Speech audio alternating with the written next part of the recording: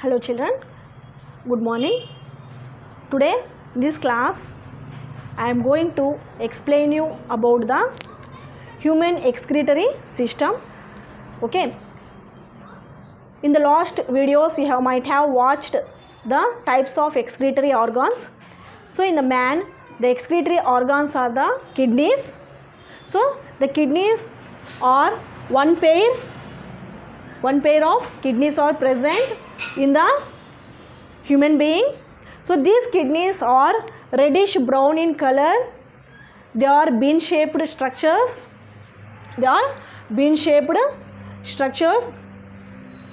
And they are located at the last thoracic vertebrae and starting of the third lumbar vertebra. Okay. They are situated on either side of the vertebral column, that is the last thoracic vertebra and the third lumbar vertebra. So in that region these kidneys are located and they are in the retroperitoneal position. So the kidneys are called as retroperitoneal organ and they are covered by the peritoneal membrane. Okay. So here the kidneys, that is right kidney, is slightly lower than the left kidney. See here, the right kidney is slightly, so I have to draw like that but didn't. This kidney is slightly, the right kidney is slightly lower than the left kidney, and on the kidneys the glands are called as adrenal glands are present, that you will study in the next unit, that is endocrine. While you are studying the endocrine glands you can know about the adrenal glands. So adrenal gland will produce the hormone, that is adrenaline, which is called as fight or flight hormone. Okay, that you will you can know in the next topic, that is endocrine, while you are studying the human endocrinology. Okay. So here the kidneys are one pair and they are called as retroperitoneal organs because they are covered by the membrane, that is peritoneal membrane.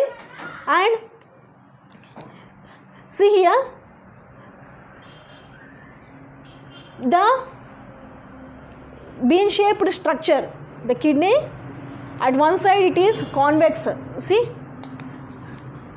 it is convex, at one side it is concave in structure. Okay, it is having small notch, right? So this small notch is called as hilum. The small notch of this kidney is called hilum. Okay. And if you see the internal structure of the kidney, here if you see the internal structure of the kidney consists of two parts, that is outer cortex region and the inner, that is inner region, that is medullary region. Outer cortex and inner medullary region. Okay. So the cortex region consists of, both in the cortex and medullary regions the nephrons are present. Okay. So the renal medullary region consists of the funnel shaped, you are able to see here, right? These are funnel shaped structures. So they are called as the funnel shaped structures. So these are renal pyramids. They are called renal pyramids. So the renal pyramids are connected to each other, right? So they are connected to each other and they join together and forms a renal pelvis. So this region is called as renal pelvis. So all the renal pyramids are connected and join at the renal pelvic region.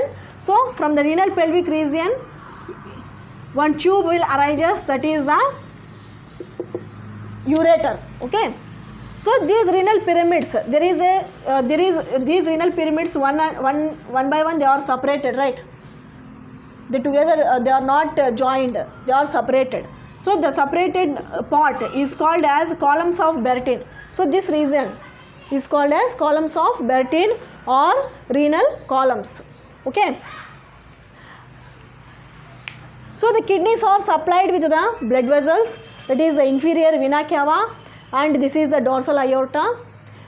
They are supplied with the arteries and veins. Okay. and from each kidney a pair of ureters will arises. These are small white tubules. From each kidney these ureters will arises and they will carry the excretory substance, that is urine, from the kidneys, and one urinary bladder is present, so that excretory substance is stored in the urinary bladder. That urine is temporarily stored in the urinary bladder, okay, and one small opening, that is urethra, is present, okay. So this is about the structure of the human excretory organs. So the human excretory organs consists of a pair of kidneys, a pair of ureters, one urinary bladder and one urethra, okay.